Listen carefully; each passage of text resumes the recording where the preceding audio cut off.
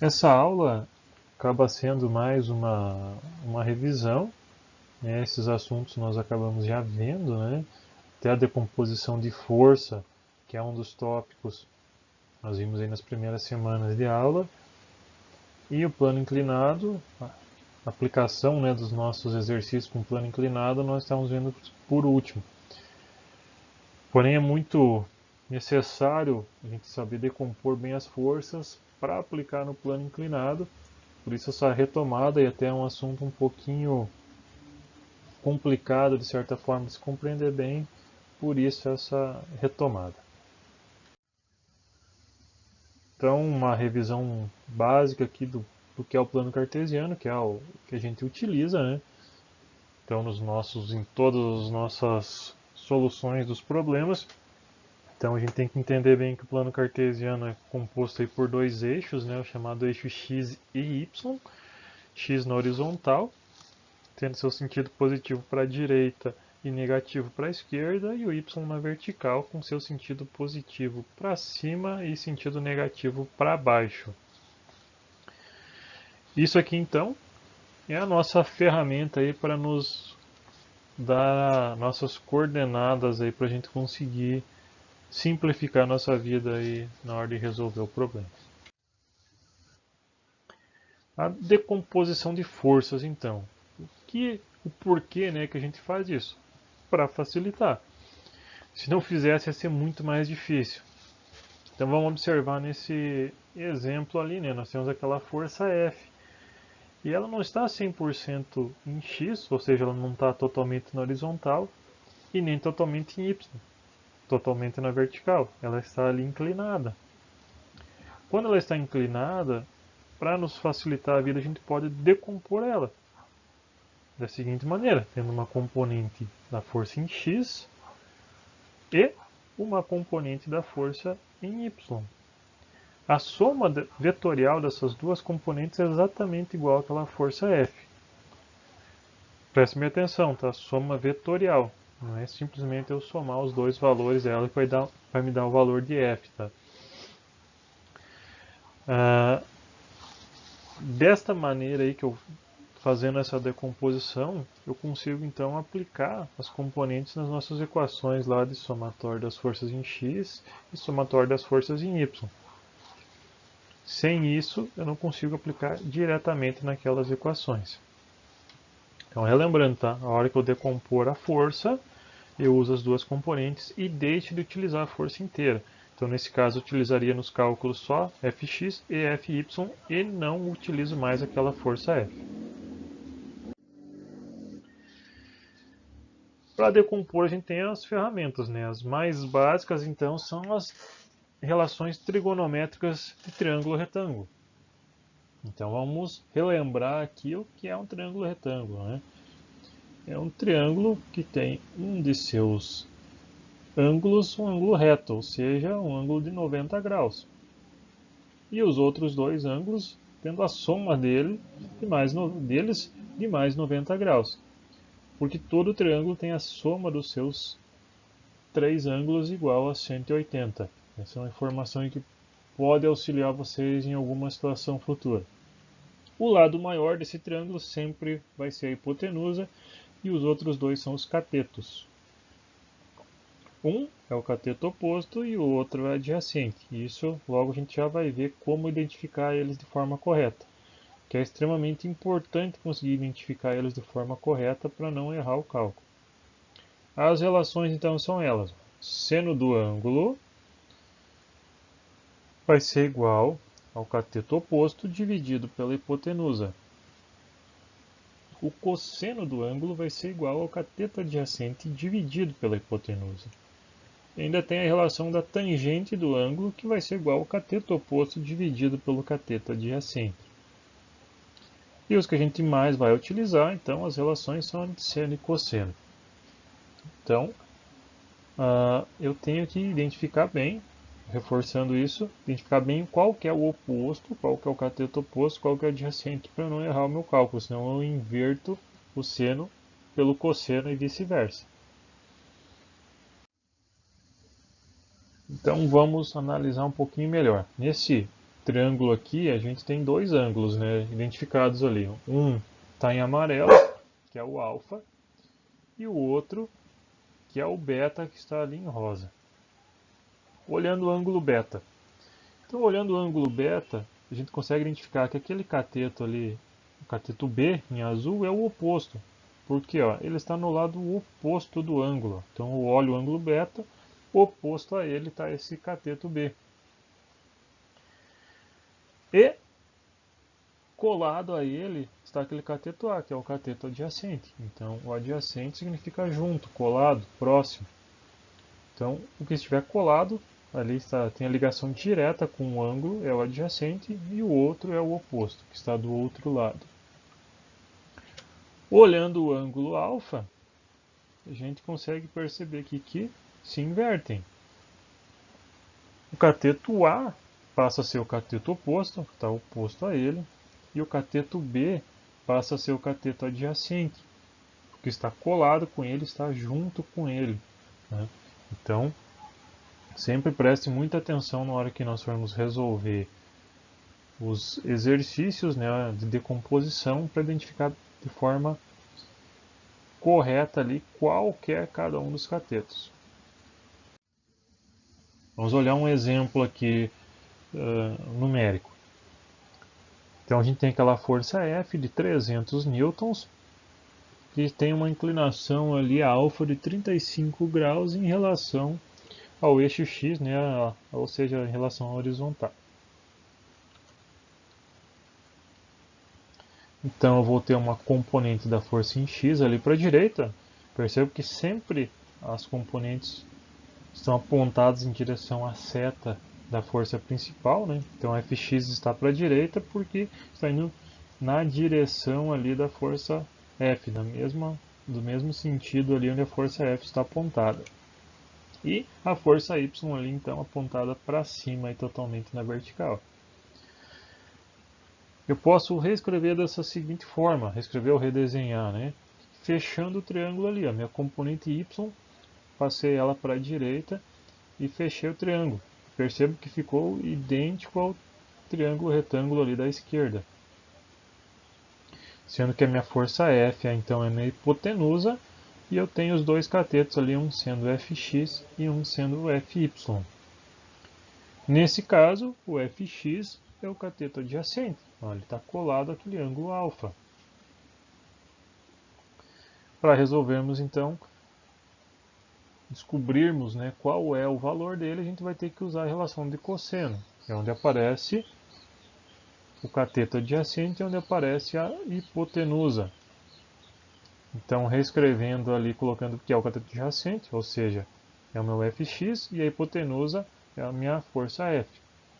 Eu tenho que descobrir Fx, então eu simplesmente vou isolar ela. Vou passar aquela força F que estava dividindo Fx de um lado da igualdade, vou passar para o outro lado multiplicando. Então eu tenho que Fx é igual a força F vezes o cosseno do ângulo alfa. Então Fx vai ser igual a 300 vezes cosseno de 35, que é então igual a 245,74 newtons. Fy vai ser meu cateto oposto. Se eu usei cosseno para um, vou usar seno para o outro, e vice-versa, tá? Então, vou fazer o mesmo passo a passo, fazendo as substituições, isolando. Então, eu vou chegar à conclusão que a minha força em y é igual a força F vezes o seno do ângulo alfa, ou seja, 300 vezes seno de 35. Então, Fy vai nos dar um valor de 172,072 newtons. Então, notem bem que para eu descobrir a força F de x ou y, eu vou sempre pegar a força F inteira, a força que eu vou decompor, e vou multiplicar ou por seno ou por cosseno do ângulo. E vice-versa. Se para x eu usei seno, para y eu uso cosseno. Se para y eu usar seno, né, for o inverso, para x eu vou usar o cosseno. Sempre vai ser dessa maneira. Agora vamos olhar um exemplo aqui com uma caixa, né, que tem duas forças sendo aplicadas, duas forças com inclinações. E vamos fazer aqui o diagrama do corpo livre dessa caixa, olhando só essas duas forças, tá? Não vamos colocar as outras forças nesse momento agora para a gente não confundir, tá? Vamos olhar somente essas duas, como a gente vai fazer a decomposição dela. Então nós temos aí as duas forças aplicadas, mostrados ali os ângulos de inclinação, e vamos adicionar os componentes agora. Na força 1, na vertical ali adicionado então a força 1y, sua primeira componente, e sua força 1x. Percebam ali que o sentido que as setas estão apontando é no sentido da seta principal da força 1. Então F1y para baixo e depois na sequência dela F1x para a direita, chegando no destino final, que é o mesmo local. Então o mesmo ponto onde a força 1 está aplicando a força. Para a força 2 fazendo a mesma coisa, então nós temos F2x para a esquerda e F2y para baixo. Para fazer as decomposições dessas duas forças, nós temos então, no caso que F1x agora, nesse caso é o meu cateto adjacente, então vou usar a relação de cosseno, se é adjacente, simplesmente vou multiplicar então 750, que é a força 1, pelo cosseno de 60, que é o valor daquele ângulo indicado ali, o ângulo beta. Para F1y, vai ser meu cateto oposto nesse caso, eu vou utilizar seno. Então vou pegar a minha força 1 e multiplicar por seno do ângulo beta, ou seja, 750 vezes seno de 60. Então F1x ficou 375 newtons e Fy ficou 649,51 newtons. Agora notem que a outra força se inverteu. O cateto x passou a ser o oposto. O cateto da força 2x passou a ser o cateto oposto. Então ele está oposto ao ângulo agora. Então por isso que a gente tem que observar muito bem o desenho e identificar bem qual que é a componente que está colada ou não ao ângulo, ou oposta ou não ao ângulo, para utilizarmos da forma certa. Agora, a força 2x, em vez de usar cosseno, que nem a gente utilizou no x da força anterior, a gente vai usar seno. Então F2x é F2 vezes seno do ângulo θ, que é 40 graus. Então é 480, que é o valor de F2, vezes seno de 40. Nos gerando então um resultado de 308,53 newtons. E para F2y, agora passa a ser o cateto adjacente, que a gente vai utilizar cosseno. Então F2y vai ser igual a F2 vezes o cosseno do ângulo θ, que é 40, né? Então 480 vezes cosseno de 40 é igual a 367,70 newtons. Então nesse exemplo aqui a gente consegue ver bem que não segue sempre uma regra de sempre para x usar cosseno e y seno. Essas situações podem se inverter. A gente tem que então entender bem como identificar qual componente vai ser meu cateto adjacente e qual vai ser meu cateto oposto, para utilizar seno ou cosseno da maneira correta. Vamos analisar agora o plano inclinado. O plano inclinado,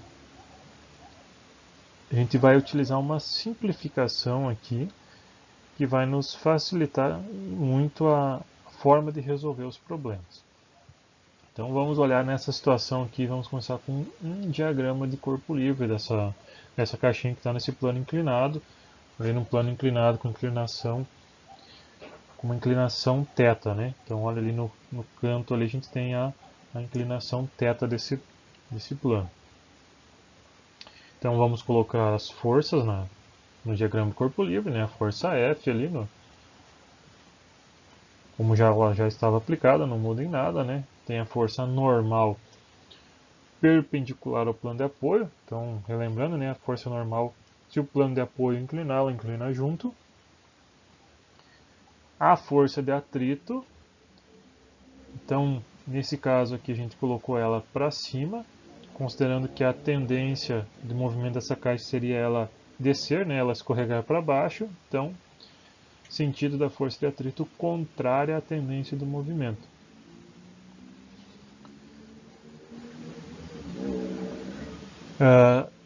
Nesse caso aqui não tem informação suficiente para a gente saber se a tendência do movimento seria para essa caixa descer ou para essa caixa subir, tá? Um problema deveria ter essa informação um pouco a mais, tá? Então a gente só está considerando dessa maneira aqui, então é uma consideração para colocar aquele sentido da força de atrito. Se a tendência dela fosse subir, só o sentido dela seria o oposto, mas estaria ali também no mesmo local. A força a peso, então, sempre apontada para baixo, não importa se o plano de apoio inclinar ou não, ela sempre vai estar para baixo. E olhando aqui então nosso plano cartesiano normal, x, y, o que a gente consegue perceber? Que somente a força peso está somente em um dos eixos, ou seja, somente no eixo y. As outras forças, todas elas estão inclinadas em relação ao plano cartesiano, ou seja, todas elas têm uma componente em x e uma componente em y. Eu até tenho como resolver esse problema dessa maneira assim. Tendo a informação daquele ângulo ali, aquele ângulo θ da inclinação do plano de apoio, eu conseguiria decompor todas elas. Porém, fica um tanto quanto trabalhoso fazer dessa forma.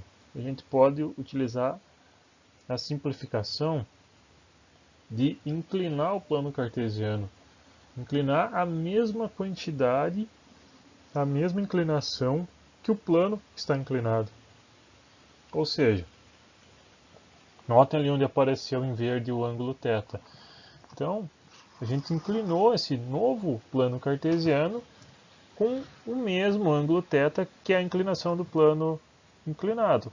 Ou seja, o eixo x agora está paralelo ao plano de apoio e o y ortogonal a ele, obviamente. Dessa maneira, a força F, a força normal e a força de atrito ficaram todas elas somente em um dos eixos. A normal só em y e a força F e a força de atrito somente em x. E a única força que a gente vai precisar decompor é o peso. Então o peso ele vai ter agora uma componente ali no novo y, então para baixo ali o peso em y e uma componente no peso em x. E ali fechou o triângulo retângulo e a gente vai usar aquele ângulo θ para resolver o problema, para resolver essa decomposição. Nas equações de força, de equilíbrio de força, a gente vai usar então somente Py nas equações de y e somente Px nas equações de x. Aquele peso inteiro, sem ser a decomposição, a gente não vai utilizar nas equações, somente as componentes. O Px é o cateto oposto, está oposto ao ângulo, então a gente usa seno. Então Px é o P vezes seno do ângulo, ou seja, massa vezes gravidade vezes o seno do ângulo, θ. Nesse caso ali é θ. E y é o cateto adjacente, então vai ser igual ao peso y igual ao peso vezes o cosseno do ângulo θ, ou seja, mg vezes cosseno de θ.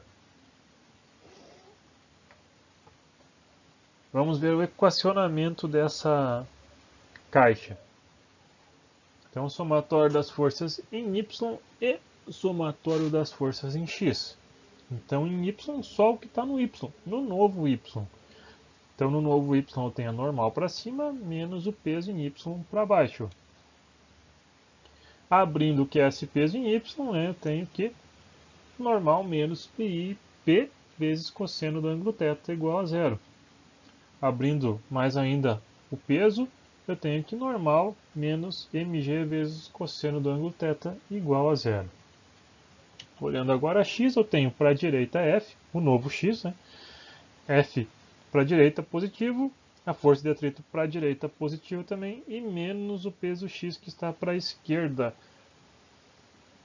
igual a zero. Então, tudo que estiver paralelo ao novo x, eu coloco na equação de x, e tudo que estiver paralelo ao novo y, coloco na equação de y. Abrindo então o que são aquelas informações ali das equações em x, eu tenho que f mais normal vezes coeficiente de atrito, que é a força de atrito, menos P vezes seno do ângulo, θ, que é o meu Px, igual a zero. Abrindo mais ainda, tenho que F mais normal vezes coeficiente de atrito, menos mg vezes seno de θ igual a zero.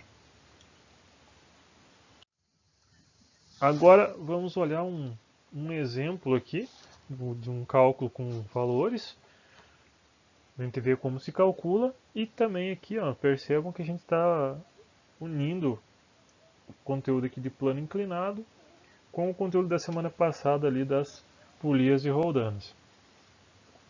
Então a pergunta é, né, vamos o que está sendo solicitado, é para calcular a menor força que o homem precisa aplicar para manter a caixa parada. E tem as informações ali da massa da caixa, que é 1.300 kg, o coeficiente de atrito, que é 0,23, e o ângulo de inclinação, que é igual a 30 graus. Então, vamos para a primeira etapa, que é fazer o diagrama de corpo livre. Vamos começar pela caixa. Então, a gente tem o peso da caixa, tem uma tração ali na direção e sentido do cabo, vou chamar de tração A. A gente vai ter a normal ortogonal plano de apoio, a força de atrito para cima, por quê? Porque está sendo solicitado a menor força que o homem precisa fazer para manter essa caixa parada. Então pensem bem, se ele soltar aquela corda ali, é óbvio que essa caixa vai deslizar para baixo. Então o mínimo que ele precisa fazer é só para manter ela parada. Então a tendência dela é escorregar para baixo. Ele vai só fazer o mínimo para ela ficar paradinha ali. Se ele fizer 0,001 a menos de força, ela vai começar a deslizar para baixo. Então a tendência do movimento é ela deslizar para baixo, por isso que a força de atrito contrária a essa tendência de movimento. Aí nós vamos usar a simplificação de inclinação do plano de apoio. Então nós vamos ter ali a decomposição da força-peso no peso Y e peso X. E percebam ali o ângulo θ, né? Ali que é o mesmo ângulo da inclinação, é o ângulo de 30 graus. Da polia 1. Então nós temos na direção ali do cabo que liga com a caixa, a tração. Essa tração é a mesma tração A. E temos um outro cabo que passa por essa polia. E na direção e sentido dele a gente vai ter outra tração, idêntica dos dois lados, porque é o mesmo cabo. E chamando, né, recebendo o nome aqui de tração B. E também vamos, na hora de equacionar, inclinar esse nosso plano cartesiano aqui para facilitar um pouco a nossa vida. Da polia 2, a gente consegue perceber o quê? Que a gente tem então na direção do cabo, a tração B, é o mesmo cabo que passa pela polia 1, então a mesma tração B, de um lado, né, e do outro lado, na direção e sentido que esse cabo está saindo, também a tração B. Agora vamos para o equacionamento. Primeiro da caixa. Então, somatório das forças em Y igual a zero e somatório das forças em X igual a zero. Em Y, o que eu tenho? Olhando o novo Y. Normal menos o peso em Y igual a zero. Em X da caixa, eu tenho a tração A para a direita, mais a força de atrito para a direita, menos o peso em X para a direita, igual a zero. Como tem atrito ali, eu sei que eu vou precisar da minha normal, então já vou isolar ali na equação y. Então a minha normal vai ser igual ao peso em y. Peso em y vai ser igual a P vezes cosseno do ângulo. É o cateto adjacente, aquele ângulo ali, aquele ângulo θ. Abrindo mais ainda o P, eu tenho que a normal vai ser mg vezes cosseno do ângulo θ. Eu vou precisar descobrir então a tração A, porque vai ser o que vai me unir lá com a última polia, o que vai me unir com a força F ali que o homem precisa aplicar no cabo. Então vou isolar a tração A, passo para o outro lado da igualdade as outras variáveis ali, invertendo a operação matemática, o peso em X estava subtraindo, passou somando e força de atrito estava somando, passou a subtrair. Abrindo as informações, né, o que é Px, Px é P vezes seno de θ e a força de atrito é normal vezes coeficiente de atrito. Abrindo mais ainda o P, eu tenho que P é igual a mg. Então, TA é igual a mg vezes seno de θ menos a normal vezes o coeficiente de atrito. Se eu quiser, eu posso pegar aquela informação do que é normal e colocar dentro dessa outra equação da TA e deixar numa equação só. Ali mostrado em vermelho que foi a inserção dentro dessa outra equação. Ou posso deixar nas duas equações também, não tem problema. Equacionando agora a polia 1. Eu vou considerar só o novo x, né? Só tenho forças nesse novo x, no novo y não tem força nenhuma. Então eu tenho aqui, para a direita, tenho TB, mais um outro TB, menos TA, igual a zero. TA está para a esquerda, por isso negativo. Então, vamos descobrir o que é TB. Então, posso primeiro unir ali os dois TBs que a gente tem, né? Fazer a soma deles, fica 2TB menos TA. Isolando, passando o TA para o outro lado para isolar TB, estava subtraindo, passou somando.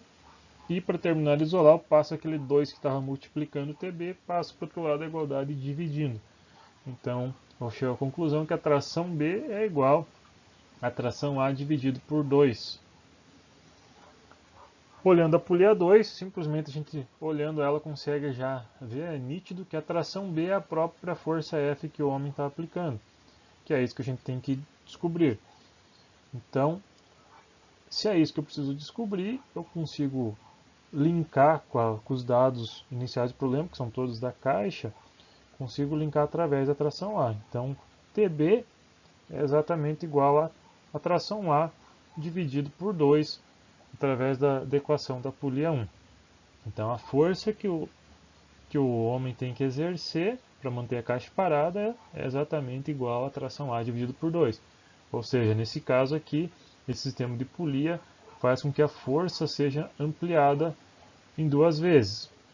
Ou seja, se o homem aplicar 100 newtons de força, lá na caixa vai ser aplicado 200 newtons de força. Posso deixar tudo numa equação só, se eu quiser, pegar o que é o TA e aplicar tudo ali numa equação só. Então, com as informações iniciais do problema, eu consigo descobrir ali, já saber direto o que é o valor da força F. Agora vamos para os valores. Posso calcular por parte ou já ir direto na última equação. Mas vamos lá por parte. Então, vou primeiro calcular o valor da normal, olhando a equação das caixas, da caixa, né, as equações da caixa. Então, vou pegar a equação da normal, vou aplicar os valores.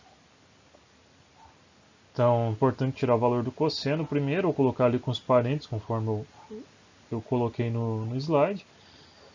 Então, eu tenho aqui 1.300 vezes 9,81 vezes o cosseno de 30 vai me dar o valor da normal, que é 11.044,42 newtons.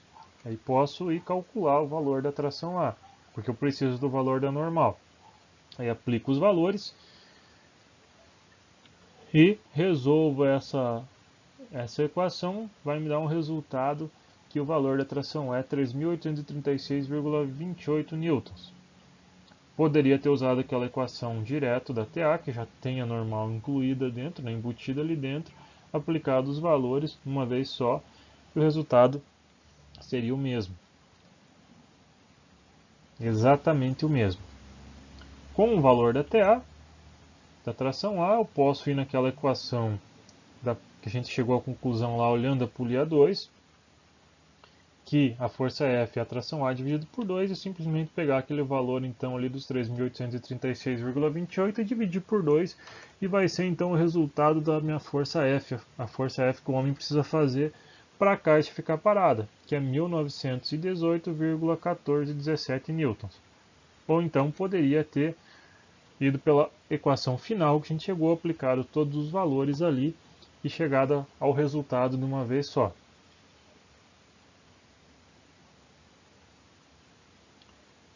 O resultado obtido vai ser o mesmo. Se utilizar colocar todos os parênteses como está nesse slide na calculadora, o resultado vai ser obtido de forma correta.